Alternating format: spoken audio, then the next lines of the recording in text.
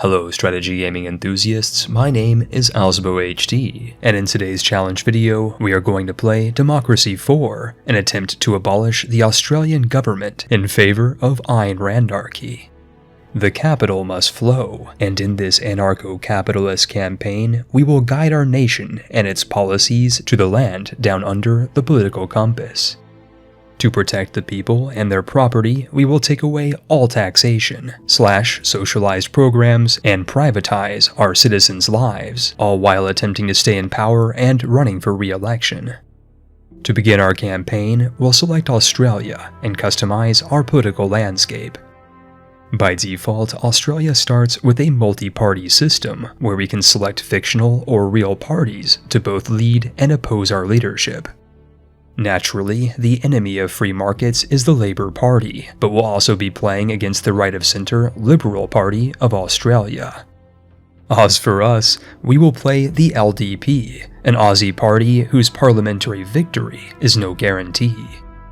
As this is Australia, compulsory voting is apparently a thing that exists, and once enabled, we will begin our campaign.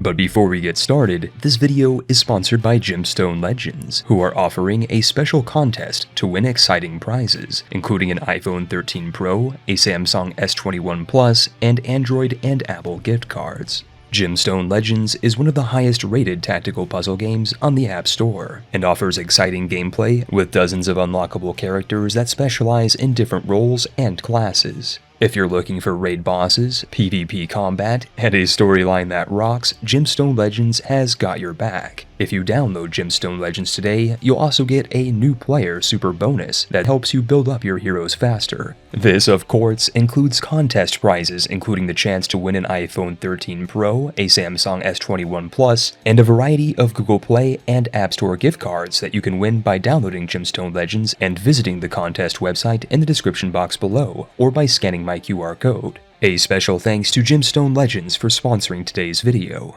In Democracy 4, Australia starts off their campaign in 2021 with a great economy, average healthcare, excellent education, low unemployment, and average rates of poverty. As an American, I didn't realize Australia had outlaw biker gangs that roam the outback, but this and the penal colonial legacy must explain why the country has the highest rate of crime I've ever seen in Democracy 4. We will start off our first term of office as Prime Minister with 0% popularity, much like the LDP in real life. If we don't pass popular policies soon, we'll be cast back into the Thunderdome, so we'll start by abolishing internet censorship, which is unpopular, and allowing corporations to imprison citizens, which customers crave. Policy proposals to ban violent video games are shot down in Parliament, tobacco taxes are repealed, and the community are entrusted to police their neighborhoods. As anarcho-capitalists, we'll want to strip the state of social spending, and at over $85 billion a year, it's chakas in here. The ARTC, or Australian Railroad, is sold off to private companies, while antibiotics are back on the menu.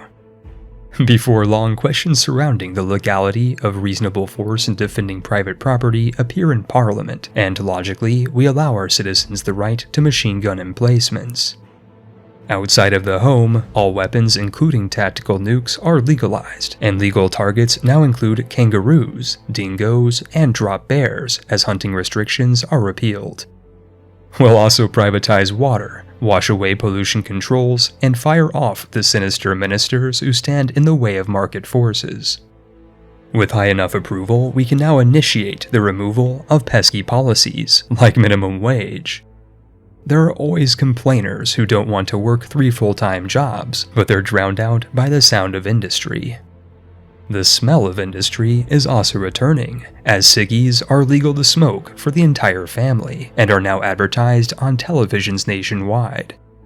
Public social care is repealed in favor of privatized retirement homes, and a National Business Council of Corporate Interests is soon established.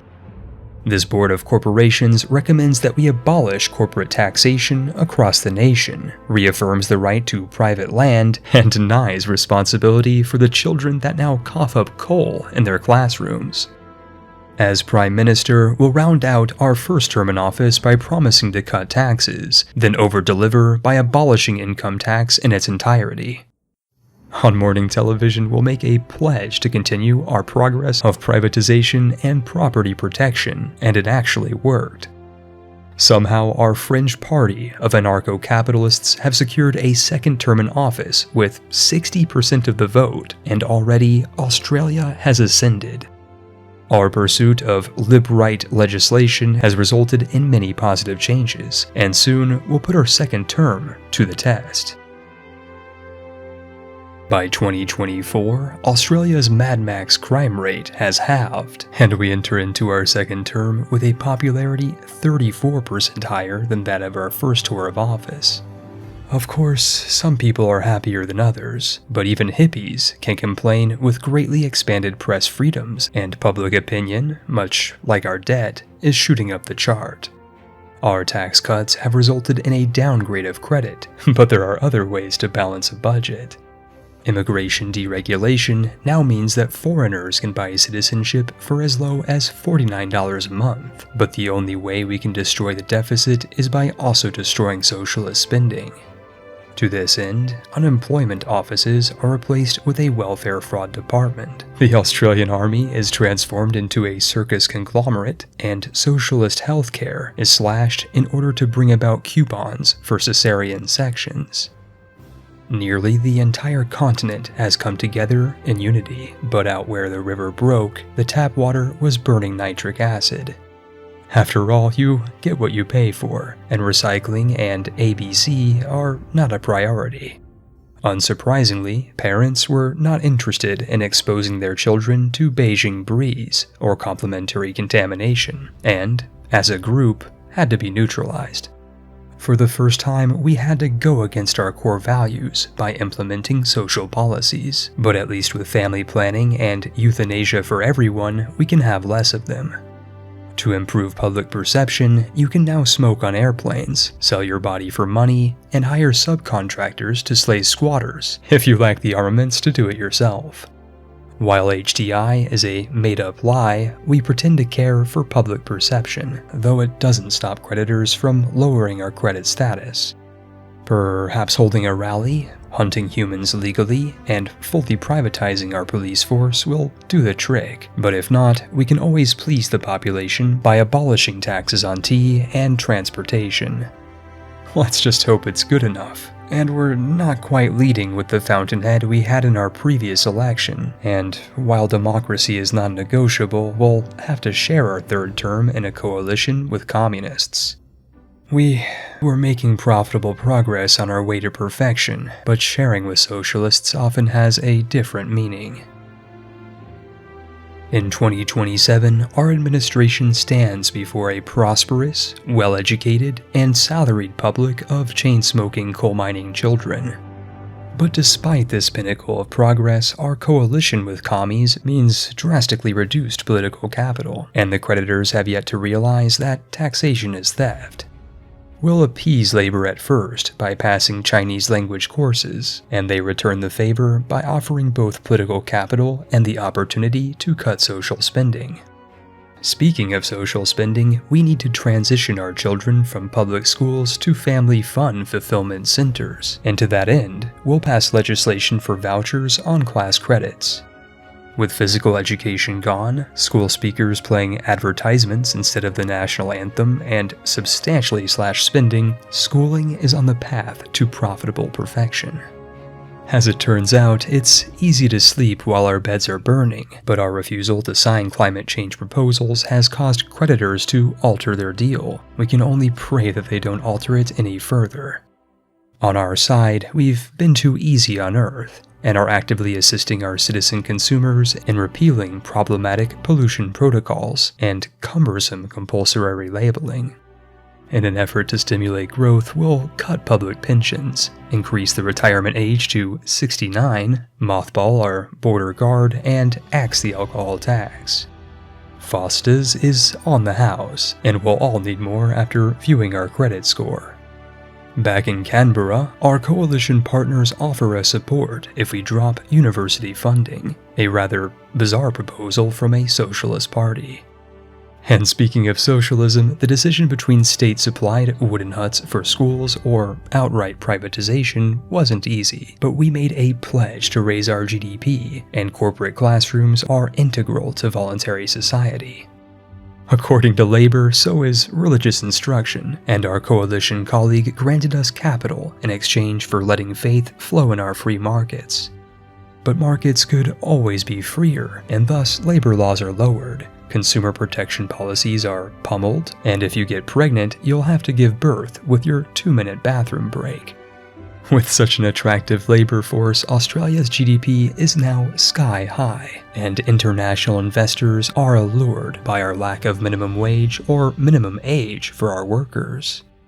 Nearing the end of our third term in office, our Prime Minister lays down his legacy by carving the Code of Canberra in stone, promising forever and always to axe every tax. And with a blow of his chisel, the capitalist commandment became law.